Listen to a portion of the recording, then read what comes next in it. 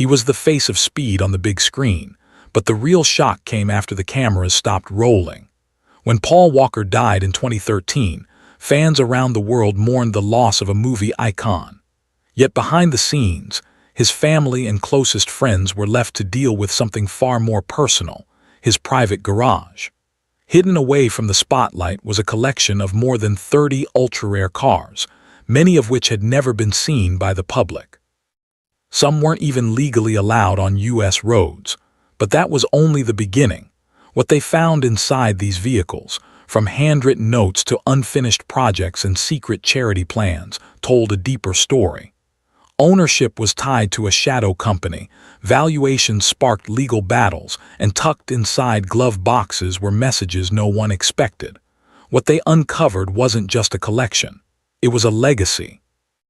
This is the shocking truth about what was discovered in Paul Walker's garage after his death, and why it left even his closest friends stunned. To the world, Paul Walker was Brian O'Connor, the fearless, fast-driving undercover cop from the Fast and the Furious franchise. He was charismatic, laid-back, and forever linked to street racing culture. But behind the Hollywood fame and on-screen horsepower was a man whose passion for cars went far beyond the roles he played. In real life, Paul Walker wasn't acting. He truly lived for cars, not just to drive them, but to build them, collect them, and understand them down to every bolt and weld. What many fans didn't know during his lifetime was that Paul had been quietly amassing one of the most jaw-dropping private car collections in the world. After Paul's tragic death in a high-speed crash in 2013, his family, business associates, and estate attorneys were forced to do something unthinkable: sort through the possessions he left behind. That meant opening the doors to his private garage, a space few had ever entered.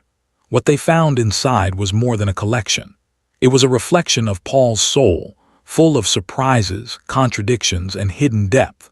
There were over 30 ultra-rare vehicles packed inside, each with its own story. Some had been kept secret, stored under tarps and registered through shell companies.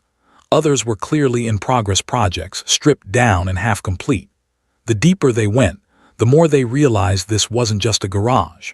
It was a living time capsule filled with handwritten notes, obscure JDM imports, and cars earmarked for charity auctions. And the most shocking part, almost none of it had ever been seen by the public, not even by fans who thought they knew Paul Walker best. When the garage doors finally opened, what Paul Walker left behind stunned even the most seasoned collectors. Parked row by row, tightly packed in a large industrial space in Valencia, California, were more than 30 ultra-rare cars. A dream lineup that most enthusiasts would never see in person, let alone own. But Paul had quietly acquired them over years, often flying under the radar, making private purchases, or trading discreetly through trusted connections. At the center of the collection were vehicles that blurred the line between collector-grade art and mechanical weaponry. Among them was a 1995 BMW M3 Lightweight, one of fewer than 130 ever made, essentially a factory-built track car that Paul reportedly owned 5 of. Nearby sat a Saleen S7, a carbon fiber American hypercar with a reputation for raw speed and rarity. There were 4 GTs, multiple Porsche 911s, and a Toyota Supra Turbo, a subtle nod to his fast and furious roots. But it was his Skyline GTR collection that truly left fans speechless. Not content with showroom specs, Paul had imported and personally modified several Nissan R32 and R34 GTRs. Each one was tuned with racing components and handwritten tuning logs. One R34, rumored to be the exact car he used in the Fast and Furious franchise, had been kept in private storage, an untouched piece of movie and JDM history. Some cars were unregistered, others were barely street legal, and a few had never been photographed publicly. It was clear this wasn't a celebrity garage for show. This was a vault curated by someone obsessed with performance, history, and individuality. These weren't trophies. They were investments of the soul. Cars Paul wanted to understand, improve, and preserve. This collection was more than valuable. It was personal. And yet, the deeper people looked, the more they realized Paul never wanted it to be found. As investigators, family members, and business managers combed through the garage inventory, they made a strange discovery. Many of the cars weren't owned under Paul Walker's name at all. Instead, they were registered through a performance company called Always Evolving, a motorsports and tuning outfit Paul co-founded with close friend and fellow racing enthusiast Roger Rodas, who tragically died alongside him in the 2013 crash. He reportedly worked with private importers and compliance shops to bring the cars in discreetly, and in at least one case, he helped fund the legal effort to get an R34 cleared through U.S. Customs, paving the way for other enthusiasts to follow. These weren't just cars to Paul. They were statements, rare forbidden machines that represented the pinnacle of 90s engineering. But by collecting them, he also took a legal and financial risk most celebrities would never consider. Some of the Skylines remained unregistered until his death. Others were mid-compliance with half-finished modifications to meet DOT rules. One note found inside a Nissan Skyline R34 described how the car made Paul feel when he drove it at night. Feels like flying, smooth, angry, alive. Another, jammed into the center armrest of a BMW M3 lightweight, simply read, "Might be the cleanest one left. Don't ever flip it." These weren't just cars to him. They were companions, experiences, and pieces of a deeply personal puzzle.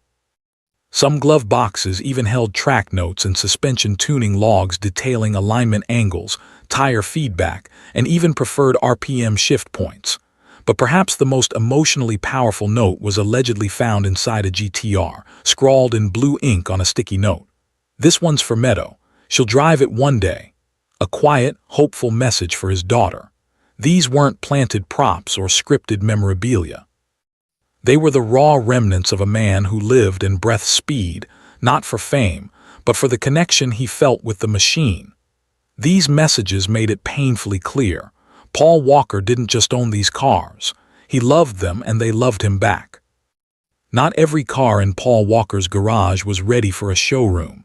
In fact, several were found in pieces, partially disassembled, mid-restoration, or stripped to the shell.